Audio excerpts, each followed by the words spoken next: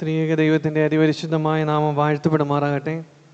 ഏറ്റവും സ്നേഹവും ബഹുമാനമുള്ള അഭിനന്യ തിരുമേനി, പ്രിയപ്പെട്ട അനിലച്ചൻ, പ്രിയ ഉപദേശി, പ്രിയ മാതാപിതാക്കളെ, സഹോദരങ്ങളെ, കുഞ്ഞുങ്ങളെ, നിങ്ങൾക്കെല്ലാവർക്കും വീണ്ടും വരുന്നവനായ കർത്താവായ യേശുക്രിസ്തുവിൻ്റെ നാമത്തിൽ സ്നേഹവന്ദനം. ഒരു വർഷത്തിൻ്റെ ഏറ്റവും അവസാനത്തെ ഞായറാഴ്ച ദൈവസന്നിധിയിൽ ദൈവം മുൻപാകെ സ്തോത്രത്തോടുകൂടെ സ്തുതികളോടുകൂടെ അടുത്തു വരുവാൻ വലിയവനായ ദൈവം നമ്മളുടെ ആയുസ്സോട് കൂട്ടിച്ചേർത്തതായ ഒരു വിശുദ്ധ ദിവസത്തിനായിട്ട് നമുക്ക് ദൈവത്തെ സ്തുതിക്കാം. പ്രകാരം വചനവുമായിട്ട് ദൈവസന്നിധിയിൽ നിൽക്കുമ്പോൾ പ്രകാരം ഒരു അവസരം നൽകിയ അഭിനന്ദ തിരുമേനിയോടുള്ളതായ നന്ദിയും സ്നേഹവും അറിയിക്കുന്നു. നമ്മുടെ അല്പസമയത്തെ ചിന്തയ്ക്ക് ആധാരമായി എവൻഗേലിയോൻ ഭാഗമായി വായിച്ച വേദഭാഗം വിശുദ്ധ മത്തായി എഴുതിയ സുവിശേഷം 5-ാം അധ്യായം അതിൻ്റെ 13 മുതൽ 16 വരെയുള്ള വാക്യങ്ങൾ. വിശുദ്ധ മത്തായി എഴുതിയ സുവിശേഷം 5-ാം അധ്യായം 13 മുതൽ 16 വരെയുള്ള വാക്യങ്ങൾ. 1-2 വാക്യങ്ങൾ വായിച്ചുകൊള്ളട്ടെ. അങ്ങനെ തന്നെ മനുഷ്യൻ നിങ്ങളുടെ നല്ല പ്രവൃത്തികളെ കണ്ട് സ്വർഗസ്വനായ നിങ്ങളുടെ പിതാവിനെ മഹത്വപ്പെടുത്തേണ്ടതിന് നിങ്ങളുടെ വെളിച്ചം അവരുടെ മുന്നിൽ പ്രകാശിക്കട്ടെ. കണ്ണുകളടയ്ക്കാം, പ്രാർത്ഥിക്കാം. നീയല്ലാതാരും ഇല്ലയോ ഞങ്ങൾക്കഭയം, നീയല്ലോ പ്രാണനാഥനേ. നീയാചന കെട്ടിടതായാൽ പിശാചിനുടെ മായ വലയിൽ നാശമായിടും.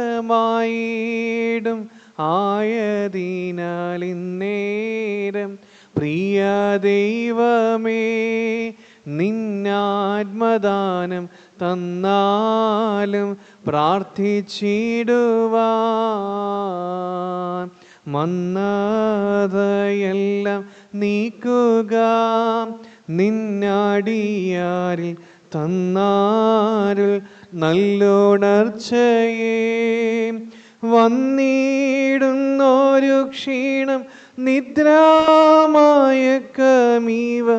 ഒന്നാകെ നീയകറ്റി തന്നിടുക ആത്മശാന്തിയും നേരം. പ്രിയ ദൈവമേ നിന്നാത്മദാനം തന്നാലും പ്രാർത്ഥിച്ചിടുവാൻ. കർത്താവേ, തിരുസന്നിധിയിൽ അടുത്തു വരുവാൻ, തിരുവചനത്തിന് മുൻപാകെ ആയിരിക്കുവാൻ, തിരുമേശയുടെ മുൻപാകെ ആയിരിക്കുവാൻ കർത്താവ് ഞങ്ങൾക്ക് നൽകിയതായ വലിയ കൃപകൾക്കായിട്ട് ഞങ്ങൾ നിന്നെ സ്തുതിക്കുന്നു. ഒരു വർഷം കൂടെ കർത്താവെ ഞങ്ങളെ വിട്ട് കർത്താവെ ചരിത്രത്തിൽ ഇടം പിടിക്കുവാനായിട്ട് പോകുമ്പോൾ കർത്താവെ ഇതുവരെയും ഞങ്ങളെ നടത്തിയതായ ദൈവകൃപയ്ക്ക് നന്ദി അർപ്പിക്കുവാനും മുന്നോട്ടുള്ളതായ ജീവിതത്തിൻ്റെ വഴികളിൽ കർത്താവിനോട് ചേർന്ന് ജീവിക്കുവാൻ തക്കോണം പുനരർപ്പണം ചെയ്യുന്നതായ നിമിഷങ്ങളായി തീരുവാൻ തക്കോണം കർത്താവ് ഇന്നേ ദിവസം അവിടുന്ന് സഹായിക്കണമെന്ന് പ്രാർത്ഥിക്കുന്നു. ബലഹീന അടിയനെ നാവോടുകൂടി ഇരിക്കണം. ഈ നിൻ്റെ ജനത്തെ എല്ലാം വാഴ്ത്തണം, അനുഗ്രഹിക്കണം. വചനം കേട്ട് തൃപ്തിയുള്ളവരായ കർത്താവെ ഞങ്ങളുടെ ജീവിത വഴികളിൽ ഫലം കായ്ക്കുന്നവരായി തീരുവാൻ കർത്താവ് സഹായിക്കണമെന്ന് യേശുവിൻ്റെ നാമത്തിൽ അപേക്ഷിക്കുന്നു. ദൈവത്തോന്നി കേൾക്കുമാറാകണമേ. മത്തായി എഴുതിയ സുവിശേഷം 5-ാം അധ്യായം മുതലുള്ളതായ വേദഭാഗങ്ങൾ നോക്കുമ്പോൾ അതിനെക്കുറിച്ച് പറയുന്ന നമ്മുടെ എവൻഗേലിയോൻ ഭാഗം ഉൾപ്പെട്ടതായ വേദഭാഗങ്ങളെക്കുറിച്ചൊക്കെയും പറയുന്നത് കർത്താവിൻ്റെ ഗിരിപ്രഭാഷണത്തിൻ്റെ ഭാഗമാണ് എന്നാണ് പറയുന്നത്. എന്താണ് ഗിരിപ്രഭാഷണം? കർത്താവ് മലമുകളിൽ നിന്ന് ശിഷ്യ സമൂഹത്തെ പഠിപ്പിക്കുന്നതായ ഭാഗങ്ങളാണ് ഗിരിപ്രഭാഷണം. ആ ഒരു ക്രൈസ്തവ ജീവിതത്തിൽ ഒരു ക്രിസ്തീയ ശിഷ്യൻ, ക്രിസ്തു ശിഷ്യൻ എങ്ങനെയായിരിക്കണം, ഒരു ക്രൈസ്തവ ജീവിതത്തിൽ ഒരു ക്രിസ്ത്യാനി എപ്രകാരമാണ് അനുവർത്തിക്കേണ്ടത്, ജീവിക്കേണ്ടത് എന്നൊക്കെയും കർത്താവ് ഈ തൻ്റെ ഗിരിപ്രഭാഷണത്തിൽ തൻ്റെ അനുഗമിക്കുന്നതായ ആളുകൾക്കും ശിശു സമൂഹത്തിനുമൊക്കെയും കർത്താവ് പങ്കുവെക്കുന്നതായ, പകർന്നു കൊടുക്കുന്നതായ ചില ഭാഗങ്ങളാണ് ഇവിടെ കാണുവാനായിട്ട് സാധിക്കുന്നത്. അതുകൊണ്ട് തന്നെയാണ് ഈ ഒരു ഭാഗത്തെക്കുറിച്ച് പറയുന്ന ക്രൈസ്തവ ന്യായ സംഹിത എന്നൊക്കെയും ഈ കാര്യങ്ങളെക്കുറിച്ചൊക്കെയും ഗിരിപ്രഭാഷണത്തെക്കുറിച്ചൊക്കെയും പറയാറുണ്ട്. അവിടെയെല്ലാം കർത്താവ് ഉദ്ബോധനമാണ് നൽകുന്നത്. എങ്ങനെയാണ് ഈ ലോകത്തിൽ ജീവിക്കേണ്ടത്, എങ്ങനെയാണ് ഈ ലോകത്തിൽ നാം ആയിരിക്കേണ്ടത്, അങ്ങനെയുള്ളതായ സംഗ്രഹമാണ് കർത്താവ് ഇവിടെ നൽകുന്നത്. ഇവിടെ 13-ാം വാക്യം മുതലുള്ള ഭാഗ്യം പരിശോധിക്കുമ്പോൾ കർത്താവ് പറയുകയാണ് 2 കാര്യങ്ങൾ നിങ്ങളാണ് എന്നാണ് കർത്താവ് പറയുന്നത്. ഒന്ന്, കർത്താവ് പറയുന്നു നിങ്ങൾ ഭൂമിയുടെ ഉപ്പാകുന്നു എന്ന് കർത്താവ് പറയുന്നു. അതേപോലെ തന്നെ പറയുന്നു നിങ്ങൾ ലോകത്തിൻ്റെ വെളിച്ചമാകുന്നു എന്ന് പറയും. നിങ്ങൾ ഭൂമിയുടെ ഉപ്പാകുന്നു, നിങ്ങൾ ലോകത്തിൻ്റെ വെളിച്ചമാകുന്നു എന്ന് കർത്താവ് പറയുന്നു. ഈ ഉപ്പാകുന്നു, വെളിച്ചമാകുന്നു എന്നൊക്കെയും കർത്താവ് പറയുവാനായിട്ട് ആഗ്രഹിക്കുമ്പോൾ ഉപ്പിനുണ്ടാകേണ്ടുന്നതായ ഫലങ്ങൾ,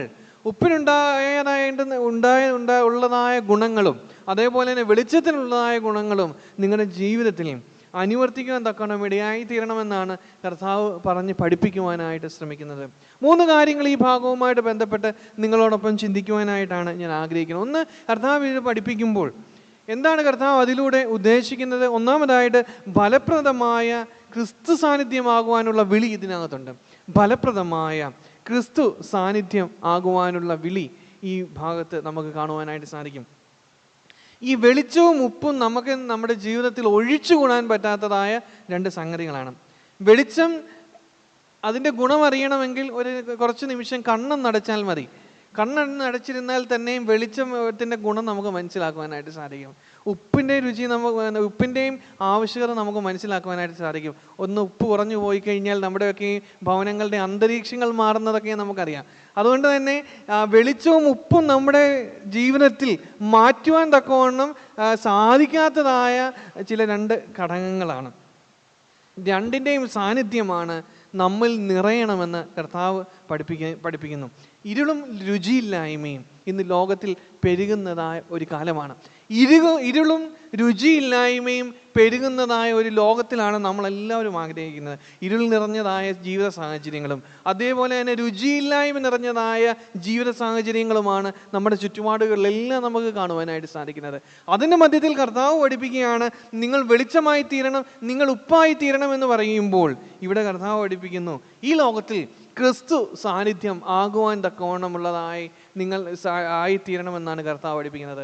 കർത്താവിൻ്റെ ജീവിതത്തെ പറ്റി ചിന്തിക്കുമ്പോൾ നമുക്ക് കാണുവാനായിട്ട് സാധിക്കും, വെളിച്ചമുള്ളതായ ജീവിതമായിരുന്നു.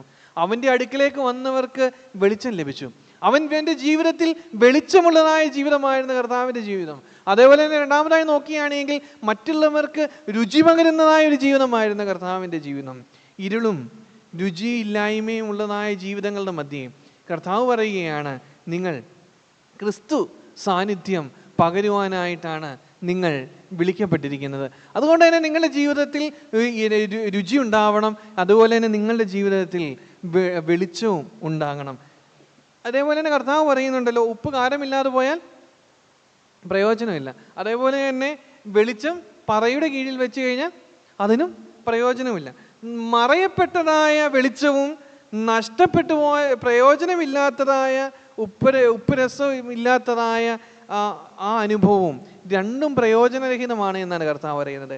ഈ ലോകത്തിൽ ദൈവം നമ്മെ ആക്കിയിരിക്കുന്നത് ഫലപ്രദമായ ക്രിസ്തു സാന്നിധ്യമാകുവാനായിട്ടാണ്.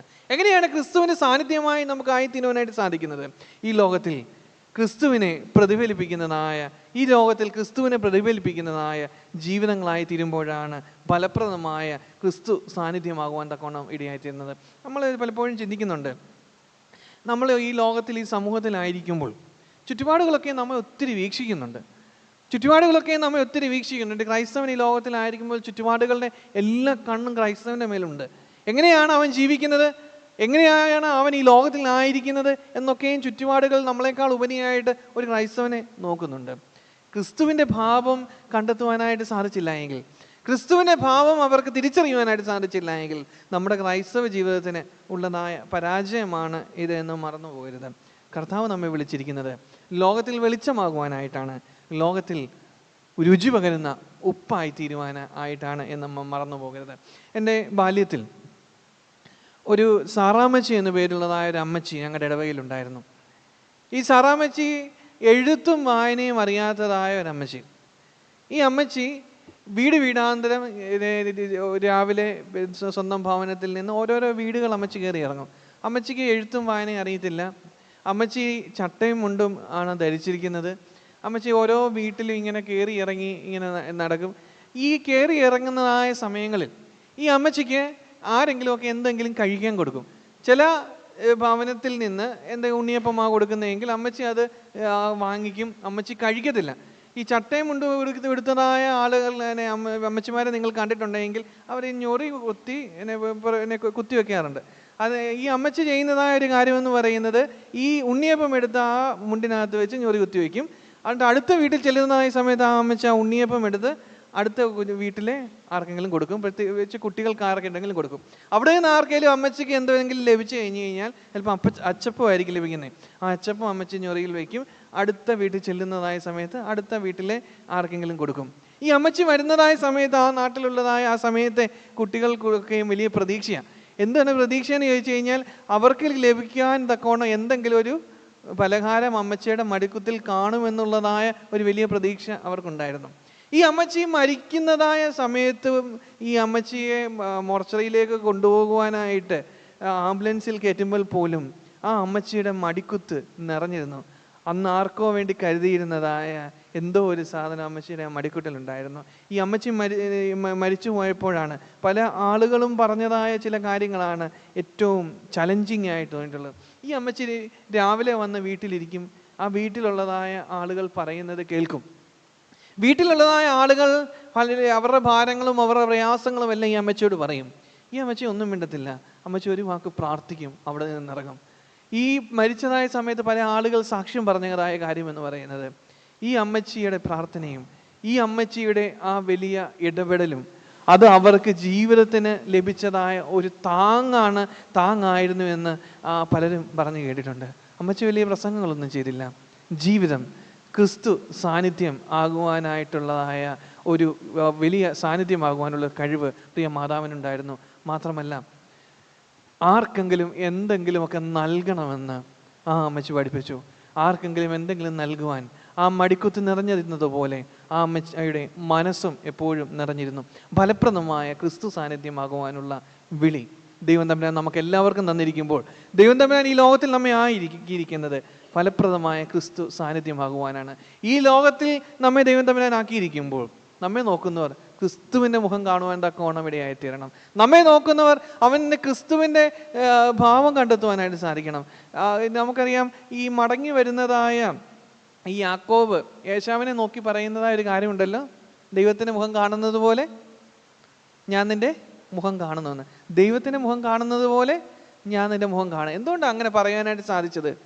എന്തുകൊണ്ടാണ് അത് ഇടയായി അതിന് കാരണമായി തീർന്ന ഒറ്റ കാര്യമേ ഉള്ളൂ. ദൈവത്തിൻ്റെ മുഖത്ത് കണ്ടതായ കാരുണ്യം, ദൈവത്തിൻ്റെ മുഖത്ത് ദർശിക്കുന്നതായ കാരുണ്യം തൻ്റെ സഹോദരൻ്റെ മുഖത്ത് കാണുവാനായിട്ട് സാധിച്ചത് കൊണ്ടാണ് ഈ യാക്കോബ് അപ്രകാരം പറഞ്ഞത്.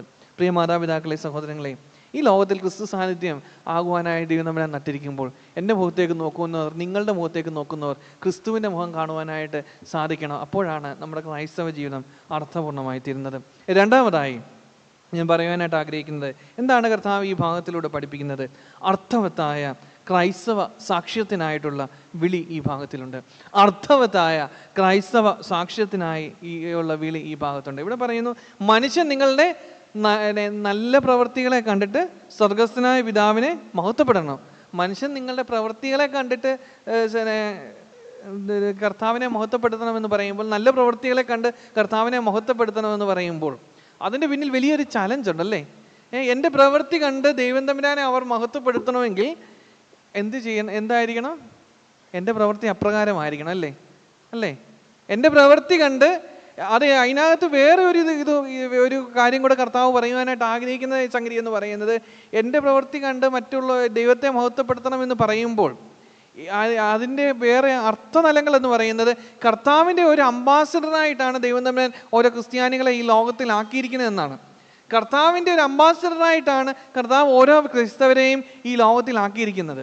ദൈവം നമുക്ക് നമ്മുടെ ജീവിതം പ്രതിഫലിപ്പിക്കാനായിട്ടുള്ളതല്ല, മറിച്ച് നമ്മൾ കർത്താവിൻ്റെ ഒരു അംബാസിഡറായിട്ട് ഈ ലോകത്തിൽ നിൽക്കുമ്പോൾ, സ്ഥാനപതികളായിട്ട് നമ്മൾ ഈ ലോകത്തിൽ നിൽക്കുമ്പോൾ എൻ്റെ പ്രവൃത്തികളെ കണ്ട് എൻ്റെ പിതാവിനെ മറ്റുള്ളവർ മഹത്വപ്പെടണം. പ്രിയ മാതാപിതാക്കളെ, സഹോദരങ്ങളെ, വാക്കുകളേക്കാൾ ഉപരിയായി ഒരുപക്ഷെ നമ്മുടെ സാക്ഷ്യങ്ങൾ സംസാരിക്കും. വാക്കുകളേക്കാൾ ഉപരിയായിട്ട് നമ്മുടെ സാക്ഷ്യങ്ങൾ ചുറ്റുപാടുകളോട് സംസാരിക്കും. നമ്മുടെ പ്രസംഗങ്ങളേക്കാൾ ഉപരിയായിട്ട് നമ്മുടെ ജീവിതം സംസാരിക്കും.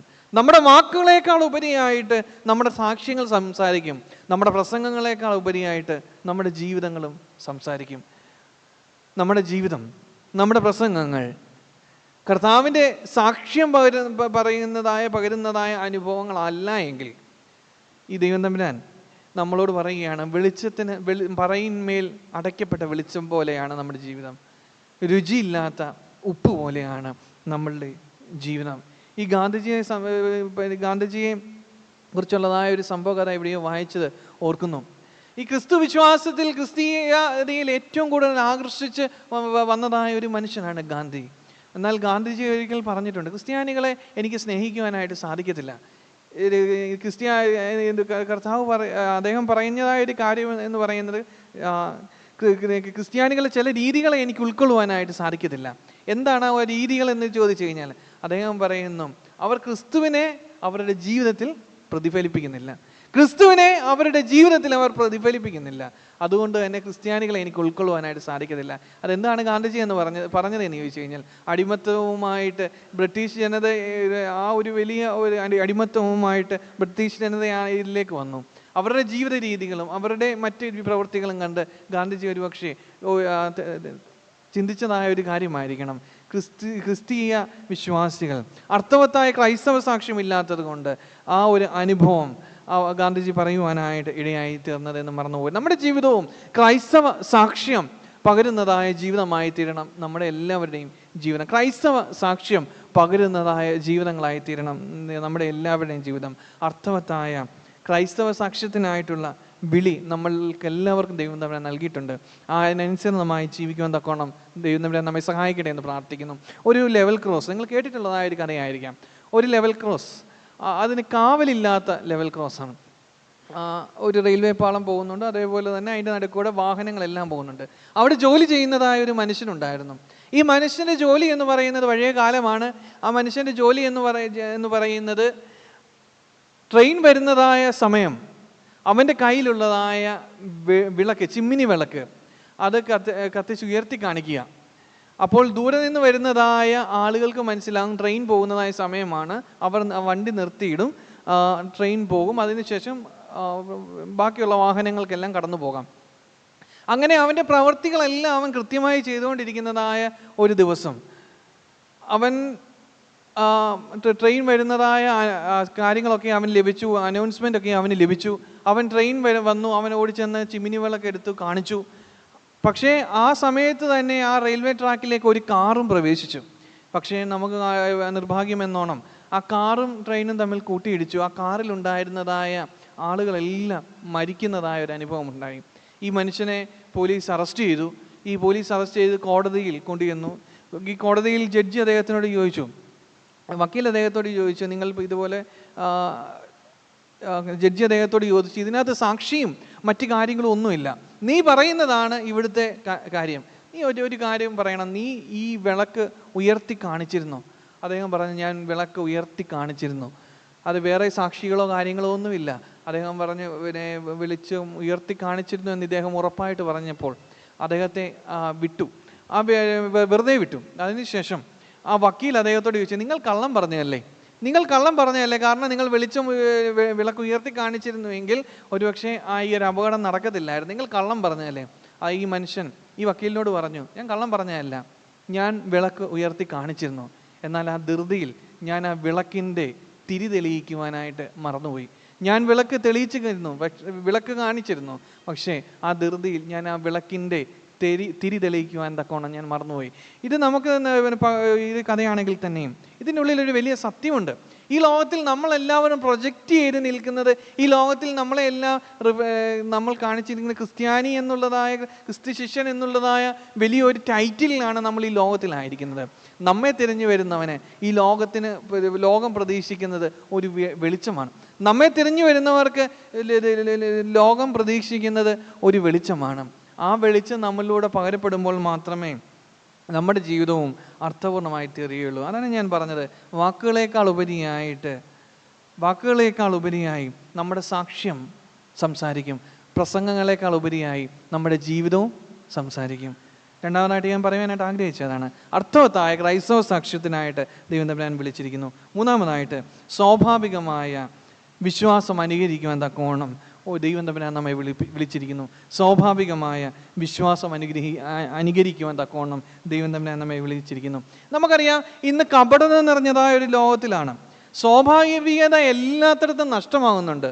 എന്നാൽ കർത്താവ് പറയുകയാണ് സ്വാഭാവികമായ ഒരു ജീവിതശൈലി നമുക്ക് വേണമെന്നാണ് പറയുന്നത്. അതാണ് കർത്താവ് പറയുന്നത്, മനുഷ്യർ നിങ്ങളുടെ നല്ല പ്രവൃത്തികൾ കണ്ടിട്ട് സ്വർഗസ്ഥനായ പിതാവിനെ മഹത്വപ്പെടുത്തണം. ഒരു കപടതയില്ലാത്ത ജീവിതം, അതേപോലെ തന്നെ സ്വാഭാവികമായ ഒരു ജീവിതം നമ്മൾ ഉണ്ടാകണമെന്നാണ് കർത്താവ് ആഗ്രഹിക്കുന്നത്. ഒരു ജെനുവിൻ വിശ്വാസം നമ്മളുടെ ഉള്ളിൽ ഉണ്ടാകണം, സ്ഥായിയായ ഒരു വിശ്വാസം. ഉപ്പും വെളിച്ചവും കർത്താവ് അതാണ് പറയുന്നത്. ഉപ്പ് എവിടെ കലർത്തിയാലും ഉപ്പിന് എന്ത് രുചിയാണ് പകരുവാനായിട്ട് സാധിക്കുന്നത്? ഉപ്പ് ഏത് പദാർത്ഥത്തിലൂടെ ആയിക്കൊള്ളട്ടെ, ഉപ്പിന് ഒറ്റ രുചി മാത്രമേ പകരാനായിട്ടുള്ളൂ. എന്ത് രുചിയാണ്? ഉപ്പിൻ്റെ രുചിയാണ്. ഉപ്പിന് എവിടെ കലർത്തിയാലും ഉപ്പിന് പകരുവാനുള്ളത് ഉപ്പിൻ്റെ രുചിയാണ്. വെളിച്ചം എവിടെയായിരുന്നാലും വെളിച്ചത്തിൻ്റെ ഭാവം തന്നെ പകരുവാനായിട്ട് സാധിക്കത്തുള്ളൂ. ഇതേപോലെ തന്നെ ഈ ലോകത്തിൽ ഏത് സാഹചര്യത്തിലായിരുന്നാലും ഒരു ക്രിസ്ത്യാനി എപ്രകാരമായിരിക്കണമെന്ന് വേദപുസ്തകം പറയുന്നു. ക്രിസ്ത്യാനി എപ്പോഴും ക്രിസ്തുവിൻ്റെ ജീവിതമേ പ്രതിഫലിക്കുവാനായിട്ട് പറ്റത്തുള്ളൂ. സാഹചര്യങ്ങളുടെ സമ്മർദ്ദങ്ങളല്ല, മറിച്ച് ക്രിസ്ത്യാനിക്ക് എപ്പോഴും സ്വാഭാവികമായിട്ട് ക്രിസ്തുവിനെ പ്രതിഫലിപ്പിക്കുന്നതായ അനുഭവങ്ങളിടയായി മാത്രമേ ആകുവാൻ തക്കവണ്ണം ഇടയായി തീരേണ്ടതുള്ളൂ. ഇവിടെ നമുക്ക് കാണുവാനായിട്ട് സാധിക്കുന്നു. ഉപ്പിനും അതേപോലെ തന്നെ വെളിച്ചത്തിനും സ്വാഭാവികമായ ഒരു രുചിയുള്ളതുപോലെ, ഫലമുള്ളതുപോലെ നമ്മുടെ ജീവിതവും സ്വാഭാവികമായി ഒരു ക്രിസ്തു കേന്ദ്രീകൃതമായ ഒരു ജീവിതം നമുക്കും ഉണ്ടാകുവാൻ തക്കണം. ക്രിസ്തുവിനെ പോലെ രുചിയുള്ളതായ ജീവിതമായി തീരാൻ തക്കണം ഇടയായിത്തീരും. ഇന്ന് ലോകത്തിലൊക്കെ നോക്കുകയാണെങ്കിൽ നമ്മൾ ഞായറാഴ്ച ഉള്ളതായ മനുഷ്യരെ അല്ല നമ്മൾ മറ്റു ദിവസങ്ങളിൽ കാണുവാനായിട്ട് സാധിക്കണോ? ഞായറാഴ്ച ഉള്ളതായ നമ്മുടെ മുഖങ്ങളാണോ പിന്നീടുള്ള ദിവസങ്ങളിൽ നമ്മുടെ ലോകവും ചുറ്റുപാടുകളും നമ്മെ കാണുന്നത്? അല്ല, ഒത്തിരി വ്യത്യാസമുണ്ട്. നിങ്ങളൊന്ന് ചിന്തിച്ചു കഴിഞ്ഞാൽ മനസ്സിലാകും. ഈ അടുത്ത സമയത്ത് മരിച്ചതായ ഒരു ഏറ്റവും അനശ്വരനായ ഒരു കലാകാരനാണല്ലോ ശ്രീനിവാസൻ. അദ്ദേഹത്തിൻ്റെ ചിന്താവിഷ്ടിയായ ശ്യാമള എന്നതായ ഒരു ചിത്രം നിങ്ങളെല്ലാവരും പലരും കണ്ടിട്ടുണ്ടായിരിക്കും. അതിനകത്ത് ശബരിമലയിൽ പോയി തിരിച്ചു വരുന്നതായ ശ്രീനിവാസനോട് പറയുന്നുണ്ട്, തിലകൻ പറയുന്നുണ്ട്, ഇനിയും മാല ഊരാമെന്ന് പറയുന്നതായ സമയത്ത് ശ്രീനിവാസൻ പറയാൻ, ഞാനിനി മാല ഊരുന്നില്ല. അതെന്തുകൊണ്ടാണെന്ന് എന്ന് ചോദിക്കുമ്പോൾ പറയുകയാണ്, ഞാൻ ഇനിയും എൻ്റെ ഭക്തിയുടെ ജീവനം ഇനിയും ഭക്തിയുടെ ജീവിതം ഞാൻ തുടരുക, അതുകൊണ്ട് ഞാൻ മാല ഊരുന്നില്ല, ഞാൻ എല്ലാ മാസവും ശബരിമലയിൽ പോകുക. അപ്പോൾ തിലകൻ പറയുന്നുണ്ട്, അതിൻ്റെ ആവശ്യമില്ല, ഈ എപ്പോഴും അങ്ങനെ പോകേണ്ടതായ കാര്യങ്ങളില്ല എന്ന് ശ്രീനിവാസൻ പറയുമ്പോൾ ശ്രീനിവാസൻ ചോദിക്കുന്നതായ ഒരു ചോദ്യമുണ്ട്. എന്താ ചോദിക്കുന്നേ? ശ്രീനിവാസൻ ചോദിക്കുന്നു, ഒരു സീസണൽ ഭക്തനാകുവാനായിട്ടാണോ അച്ഛൻ എന്നെക്കുറിച്ച് ആഗ്രഹിക്കുന്നത്? സീസണൽ ഭക്തനാകുവാനായിട്ടാണോ അച്ഛൻ എന്നെക്കുറിച്ച് ആഗ്രഹിക്കുന്നത്? നമ്മുടെ ജീവിതത്തിൽ ഈ സീസണൽ ഭക്തിയാണ് നമുക്ക് ഇവിടെ എല്ലാം കാണുവാനായിട്ട് സാധിക്കുന്നത്.